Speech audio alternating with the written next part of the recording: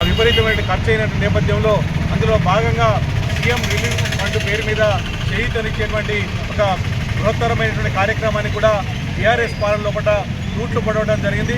ప్రధానంగా తెలంగాణ రాష్ట్రం లోపల గత ప్రభుత్వం యొక్క మరి ఘోరమైనటువంటి తప్పిదాలు నిర్ణయాలు మొత్తం ఒక్కొక్కటిగా వెలుగు చూస్తూ ఉన్నాయి.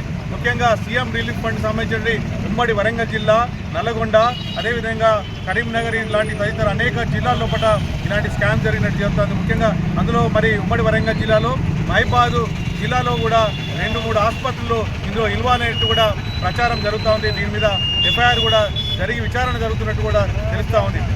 ముఖ్యంగా లక్షల రూపాయలు, కోట్ల రూపాయలు ఈ యొక్క వైద్యం సంబంధించిన పేరు మీద ఆఖరికి ఇది కూడా అంటే వైద్యం మీద, ప్రాణాల మీద లేదా ఆరోగ్యం మీద, శవాల మీద పేలాలు ఏరుకున్న చందంగా గత బీఆర్ఎస్ ప్రభుత్వం లోపల జరిగినటువంటి స్కామ్ అనేటువంటి వెలుగులోకి రావడం సిగ్గుచేటు.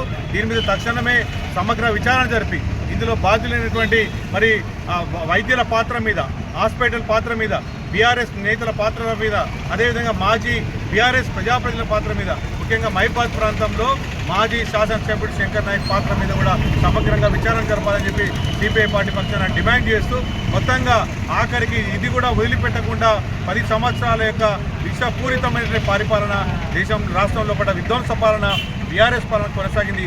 ఇది ఒక మచ్చుతునుగా ఇప్పటికే చాలా పెద్ద ఎత్తున అనేక రకాలుగా జరిగినాయి. అందుకు సంబంధించినటువంటి రాబోయేటువంటి మహిబాద్ నియోజకవర్గంలో కూడా పెద్ద ఎత్తున భూ స్కామ్ జరిగింది. అదేవిధంగా అభివృద్ధి పనుల స్కామ్ జరిగింది. ఆఖరికి చివరికి ఈ స్కామ్ కూడా జరిగింది. దీని మీద తక్షణమే రాష్ట్ర ప్రభుత్వం, ముఖ్యమంత్రి రేవంత్ రెడ్డి గారు సీరియస్గా చర్యలు తీసుకొని ఈ యొక్క ప్రజలకు సంబంధించినటువంటి ప్రజారోగ్యాన్ని కాపాడాలి, ప్రజానిధులను కాపాడాలని చెప్పేసి సిపిఐ పార్టీ పక్షాన డిమాండ్ చేస్తున్నాం.